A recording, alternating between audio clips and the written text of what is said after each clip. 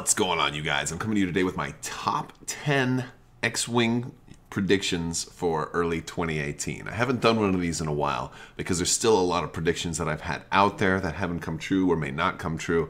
So what I'm going to do is I'm going to give you a new list. There may be some overlap with previous predictions of mine, but that being said, let's go ahead and get started. This is going to be basically, I think, the top 10 most likely ships I think we're going to see. And I want to point out that this is not necessarily the top 10 ships that I want to see. I just think this is what's most likely. Because if it was what I wanted to see, we'd probably have Starkiller and the Rogue Shadow very high on this list. With that being said, spoilers, Starkiller is not on this list. There is going to be some things that influence this based on some of the movies. So there may be some talk about some things in Episode 8 or some things from the Han Solo trailer. In case you're kind of steering clear of absolutely anything, you may want to steer clear of this. But I'm not going to dive into spoilers. I'm only going to talk about Episode 8 is already, it's been out for long enough. If you haven't seen it by now, I don't think you can complain about spoilers. And the trailer for Han Solo isn't really spoilery. It's like there are some things in there, but if you're one of those people trying to steer clear of all spoilers, this is your warning. So, with that being said, we're going to jump into the top 10 X-Wing ships that I think we're going to see, hopefully this year, maybe? We'll see. They're kind of slowing down production. So, and at number 10, and actually 10 and 9 are kind of joined together. So 10 and 9 are basically First Order TIE Bombers and First Order TIE Interceptors. So during Episode 8, DJ is going through this computer and he's pulling up a bunch of stuff that these people have sold ships to the First Order, and he flips through the outline of a TIE Interceptor and a TIE Bomber. Now, this is a holographic outline, so we can't really tell if it's an old Imperial TIE Interceptor and TIE Bomber or if it's going to have the new coloring like the First Order does. But either way, this is kind of showing that the First Order does have TIE Interceptors and TIE Bombers, so it stands to reason they would have repainted them. I don't think this is going to happen. This is lower on my list. I do think it'll happen, but I don't think this is going to happen right away. I think this is one that might happen a little bit later on. So probably maybe not even until Episode 9. So, but I did want to include these on the list. So this was 10 and number 9, just because I think that was a really cool Easter egg, and this would also be a great opportunity, especially if they do Interceptors first, for them to just put some Interceptor fixes and maybe some fundamental changes, something to really give Interceptors true avoidance, especially when it comes to that automatic damage stuff. Like they tried to give them auto thrusters so they could dodge the twin laser turrets a little bit, but then you've got bombs and all this other stuff that just the Interceptors can, with only 3 hull and 3 agility, they can't stop that automatic, that guaranteed damage. So maybe if Interceptors were, and high agility ships had a way to dodge that guaranteed damage, then, and this would be an opportunity for them to bring something like that into the game as well. All right, so that was 10 and 9. Number 8 is, that luxury yacht 3000. I really think we're going to see, with the rise of Lando being in the Solo movie, I think we're going to see more about Lando. I think Lando's going to come way more into the forefront in all things. And I think that popularity is going to bring us the Lady Luck, but maybe in a slightly different version. I think it'll mostly look like this. I think it'll mostly look like the Lady Luck that we know, but I think Lando, maybe in the new canon, Lando will have modified it to be a little bit more formidable, and have a little bit more of an interesting place in a game like X-Wing. I think it'll be just a little bit different, just kind of how we've seen some of the stuff that's come from Legends back into canon and how it's a little bit different. I think if we see the Lady Luck, it'll be just a little bit different, and but familiar enough that it's recognizable and familiar, but different enough that it will be less of a luxury yacht and more of a, it looks like a luxury yacht, but this thing also has twin ion cannons and who knows. But that's kind of my idea. Again, this isn't one that was on a previous list, so the difference here is that I think it's going to have some fundamental changes to it. Next up is the Gauntlet Fighter. The Gauntlet Fighter actually just showed up in Star Wars Armada, so that's kind of one of those things that really makes you think we're going to get it in X-Wing as well. So the Gauntlet Fighter is huge. Darth Maul had one of these so in Star Wars Rebels, and it's a very big ship. It's almost big enough to be a capital ship, but not quite. It's even a little bit bigger than the Ghost. So if they were to do it in X-Wing, it would probably be the biggest large ship that X-Wing has ever had, without crossing into epic ship territory. So that's really the only limiting factor, and why they might not do it yet is because of the fact that it's not, it's not fitting into the mold of most of the game, the ships in X-Wing. But it's a beautiful ship, and it would really work really well with your Mandalorian Protectorate fighters. It would just be very, very cool from that aspect. And I think a lot of people really want to see this ship. So there we go, the Gauntlet Fighter. Next up is the Archangel. Dr. Aphra has been surging in popularity lately, whether it's in the comics and the short stories. She's all over the place. And her ship has got a really cool design. I especially like the image of it kind of perched, and how it can land only in certain areas where there's a big, place for its nose to hang down. But it's a cool ship. It has docking capability. It's got lots of weapons. It's, awkward looking, but we can totally do awkward looking in X-Wing. We've got stands to support this thing. And I think it's becoming more and more of a fan favorite, at least for a lot of the newer stuff. If you're a fan of a lot of the newer material, Dr. Aphra certainly is, and she's just showing up all over the place. So I definitely think it's a possibility. Next up, the Chiss Clawcraft. So if Thrawn, I think he's going to survive Star Wars Rebels. I don't think Thrawn is going to go away. I think Thrawn has a big, long future. And it's starting to look more and more like Thrawn is going to have a big future, but on a different path. And I think this one will come out. I don't think it'll be right away, but I think, we know that we don't see a lot of TIE Defenders in the original trilogy. All right, so Thrawn wants to make all these TIE Defenders. We know that he doesn't. And my thought is that possibly in one of these new movies that they're talking about doing, or one of these new series, if that ends up involving Thrawn, I think he'll take his plans for the TIE Defender, go back and have the Chiss people start making these. And so that's where I think we're going to get these. That's kind of my prediction. I think he's going to be like, oh, you know what? I'm done with the Empire. I'm going back home. And he's going to start mass producing these for whatever comes maybe after Star Wars Rebels. Who knows? Who knows? Maybe we'll see Ezra flying one of these someday. Well, maybe more likely Sabine. Right, but I predict we'll get Sabine in a Chiss Clawcraft at some point. All right.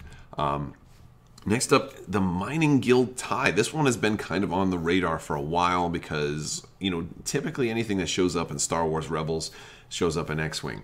And these guys were in actually 2 different episodes, so we've seen them enough that we think it's probably just a matter of time. I think the only reason that they're not in X-Wing yet is just a matter of maybe balance. Like they were just waiting for the right wave to put them in, because they don't always do stuff just to do it. I mean, although sometimes they do stuff just to do it, but a lot of times they do stuff, at the right time to make it feel right. I think that's one of the reasons why we didn't get the gunboat when everybody wanted it. I think they needed to wait until the time was right and they could fit, all the mechanics together with other stuff that was coming out for the other factions. So the idea is, if they're going to do a Mining Guild TIE and have like a swarmy kind of ship, how are they going to make that balance into an entire wave's release into whatever that new meta is going to be? So, they may be waiting for, the return of the swarm, and something that helps, TIE fighter swarms and Z95 swarms. And then only interesting thing about that is going to be like Scum is going to have access to Z95s and to a different type of TIE fighter. Although you could argue Rebels have access to a TIE fighter, but not really. Not like the TIE swarms. So I think that's what probably the delay is, just waiting for the right time with the right swarmy mechanic, or maybe they're going to do something even different with this one, or maybe it'll come in cheaper than a TIE fighter or more expensive than a TIE fighter, because I don't think it's physically modified, so it's not going to be identical to a TIE fighter, kind of like how the Rebels version is identical. I think this one will be a little bit different. I think it's going to have a different dial, because the modifications to the front fins are supposed to impact its maneuverability. So, and also its heat, so it may have, it may be more of a support ship rather than a swarmy attack ship. So, I mean, we're gonna have to see. But I have a feeling that it's just a matter of time. They needed the timing to be right. So that's the Mining Guild TIE. Next up, our Resistance A-Wing. I mean, this one should be like a no-brainer, right? This one should be at the top. Why don't we have it already? Episode 8 already come out. It's come out a long time ago. Why don't we have the Resistance A-Wing? I think this is another one where it boils down to timing. We've even got named pilots. We've got Tali Lintra, and there's, who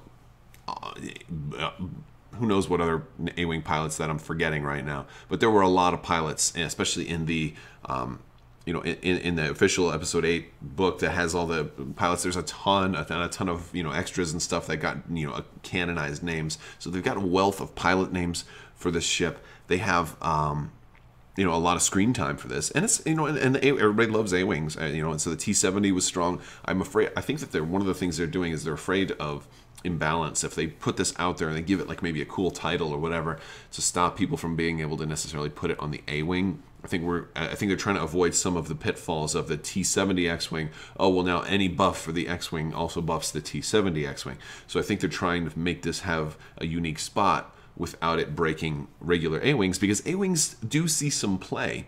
A-Wings aren't as as bad of a spot that the T-65, I'll say, has been in, because we're getting ready to be having our fix for T-65s this year, so that's going to be good.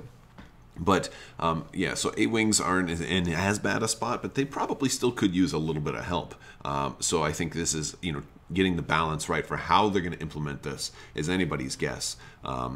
But I think restricting stuff to faction, maybe to First Order only, or rather Resistance only versus Rebellion only, things like that. Maybe something that they'll do.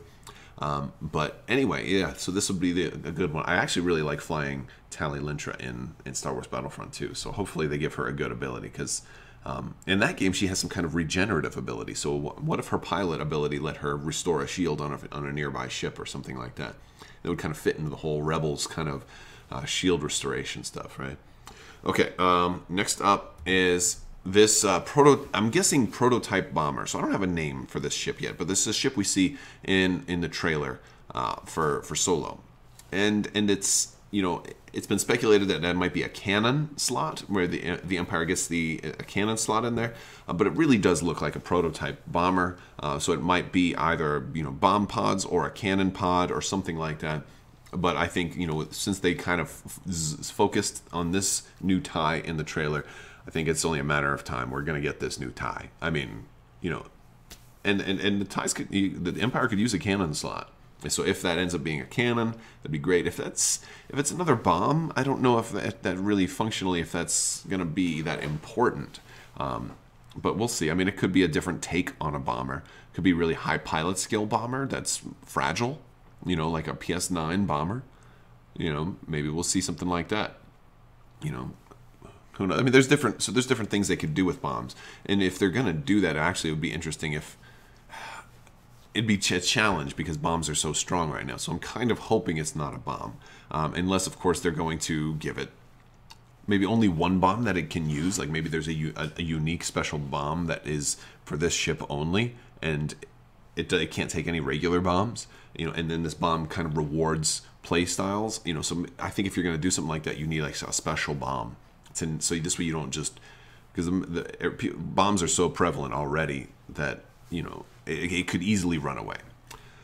All right, next up, and my number one, this should be a no-brainer for you guys if you're paying attention so far, the new Falcon, complete with escape pod put in there or whatever. I think we're going to get the new Falcon, the Kessel Run Falcon, Lando's Falcon, or whatever. And I think that's, I think it's going to be scum. And I think the fact that we have seen Rebel and Imperial for Wave 14, but nothing for scum, I think that they're probably just waiting for maybe the movie to come out, because it was just kind of spoiled at Toy Fair that the Lego toy has a detachable front section, and so if it's a shuttle, if it's like the Phantom and the Ghost, then that could play really cool into X-Wing. If it's an escape pod, it could still play cool into X-Wing. It all depends on if you're going to be able to like detach it like when you want, or if it's going to be like Houndstooth. Oh, you got blown up, you have to take it off now. It's a life buoy. Something like that. Although the Falcon doesn't ever get blown up, so I mean, it's still going strong. It's going to be in Episode 9, I'm sure. So this is going to, the only ship to be in all of the. I think it's the only ship to be in the prequels, the original trilogy, and the sequels. So there you go. But that's the list, guys. Let me know what you think in the comments below. Did I miss anything that you really wanted to see in the top 10? Again, this is pretty much just my opinion, so if you disagree with it, let me know. I want to thank you guys so much for watching. There is still time to enter the next giveaway. There is for a expansion of your choice in the form of a $20 Cool Stuff gift card. So don't forget to subscribe and leave a comment on this or one of my videos, and you're automatically entered into that. It's as simple as that. If you like this video, make sure you give it a thumbs up, and don't forget to click the little bell for alerts. And I just want to thank you guys so much for watching, and have a great day.